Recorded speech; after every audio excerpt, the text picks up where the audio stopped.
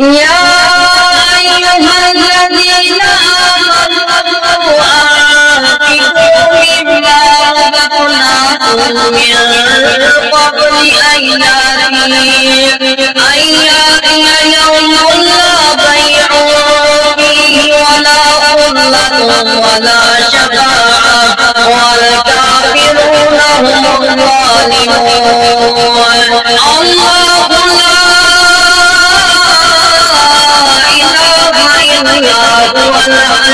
القيوم لا تأخذه سنة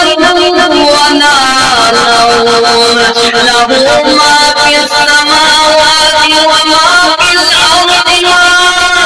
الذي يشفع عنده إلا بإذنه يعلم ما بين أيديهم وما خلفهم ولا